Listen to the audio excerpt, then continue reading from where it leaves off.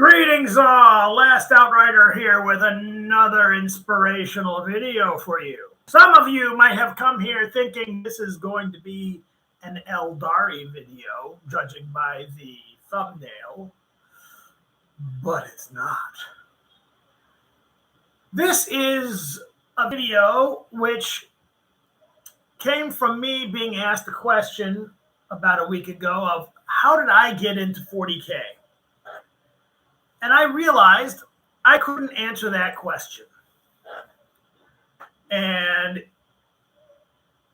I just answered at the time, I don't remember. But then I kept thinking on it and thinking on it and drinking on it and then thinking on it some more. And I realized I never got into 40K. I didn't. I never got into 40K. Instead, 40K, Games Workshop and 40K got into my hobby. What the hell does that mean? Well, I can sum it up by saying be pure, be vigilant, and behave. The Terran Empire, Holy Terra, launches a crusade across the galaxy to wipe out the alien, the mutant, and chaos as heresy in a great crusade, led by the Inquisition and the God Emperor of Holy Terra. And you may sit there and say, wow, that sounds like 40K. It wasn't 40K. That's Nemesis the Warlock, which I started reading, I think, at about 1987. A full 5 years before Warhammer 40K came into existence. I was following, I knew what Terminators were and Inquisitors and chaos worshipping demons and all of the, and Xenos hating Terminators. I had already known all of these things 5 years before. Hell, I even knew Sister Stern, what you would become calling Ethereal Stern, the Monofeud, 10 years before she came into existence in Games Workshop. It's true. Go look. There's a little link at the bottom here. Click on that in the description. I knew all of these things before I knew Games Workshop. So what does that mean? When did I get into Games Workshop? I didn't. Games Workshop got into my hobby. I was reading Nemesis the Warlock and talking about that with people and fan of that. Then Games Workshop created an RPG based upon Nemesis the Warlock, all the way down to the art. You look at those black and white pictures in Rogue Trader and the Compendium and the Space Marine books, you think they just didn't have any money and they were being cheap? No. This was copying 2000 AD's weekly magazine style. I was into Pat Mills and Kevin O'Neill's work, and Games Workshop came around and created a game which allowed me to get into that universe. So I never got into 40K. It got into my stuff, which is what I noticed in about 2000 and everything when it started changing, and I started drifting. I started thinking it's me drifting away from 40K. I didn't drift away from 40K.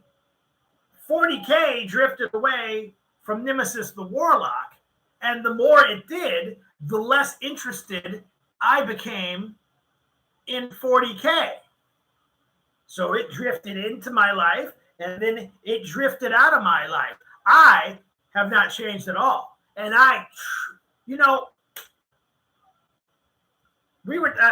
there's continuing discussions about the new live action series coming up.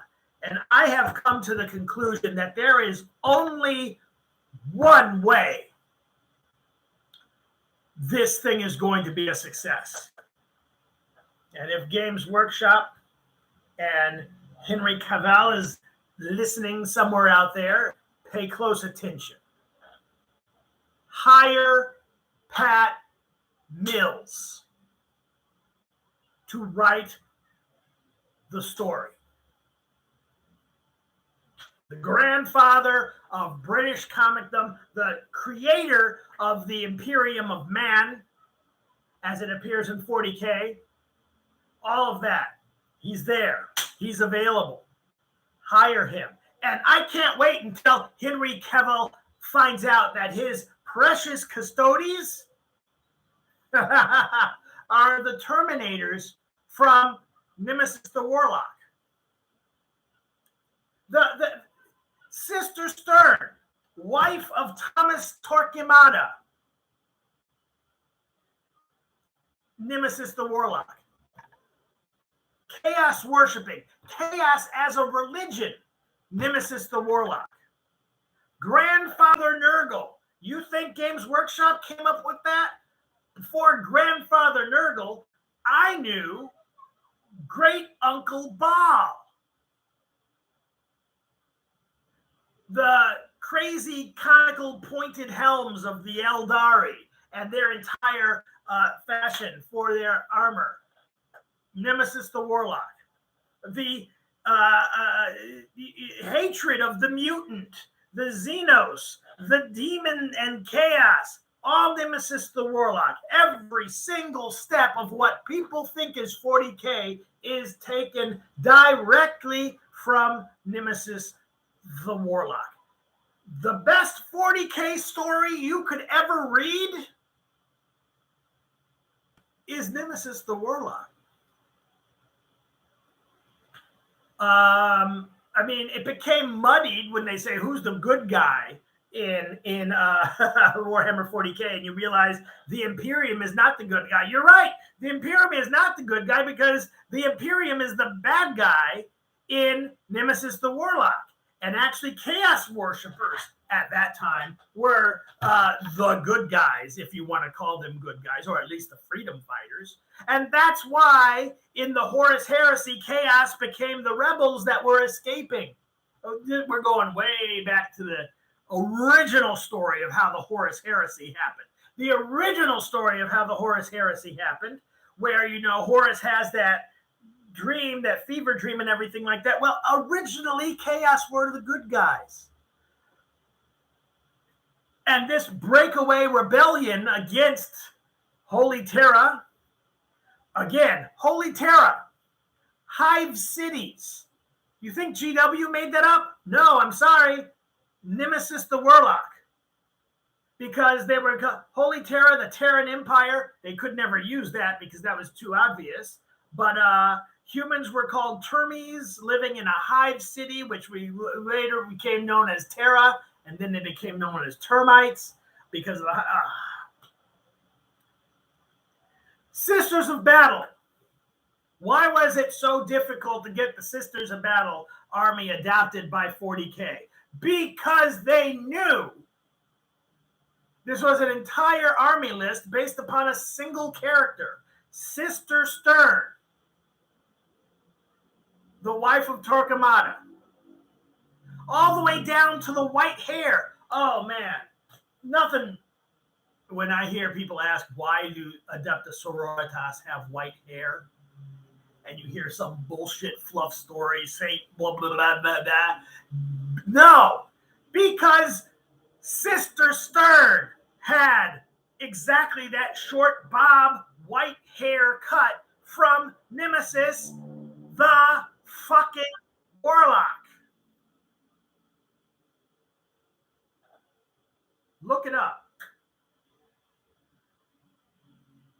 Nemesis the Warlock is Warhammer 40K. And the farther Warhammer 40K drifts from the Nemesis the Warlock universe, the less it is. And you just fucking cancel it and create something new then. Because this was originally an homage. Look at that thumbnail picture down there. Like I said, you probably thought that was an Eldar picture because that symbol on the guy's chest and the little pointy helm, that's what humans look like in Nemesis the Warlock. Now they took that symbology and armor and gave it to the Eldar in 40K. So much so that any Eldar player would look at that and say, oh, that's a Guardian. No, it's fucking not. It's a Terminator from Nemesis the Warlock. Actually, I think that is actually Torquemada in that picture. But it's insane. If they want this live action to succeed, they will hire Pat Mills to write a story. If Henry Cavill ever figures out that he can't be a 40K purist because pure 40K is Nemesis the Warlock. So he might have another existential crisis like he had on The Witcher when suddenly he says, wait, what are you becoming? I'm going to go read Nemesis the Warlock. I mean, holy shit, this is what I'm actually a fan of. And 40K was parroting that. Oh no, who is he really going to be a purist for now? I see a crisis in his future. Anyways, this was my rant because, yeah, I just bump into these people who think they're 40K experts and of where everything came from. How did Space Marine chapters start to be called chapters? Because there were 7 chapters in Nemesis the Warlock. The Inquisition was just one of the chapters. I think there was the New Druids, the Outriders, the Assassins, the Dark Brotherhood, the Dervishes.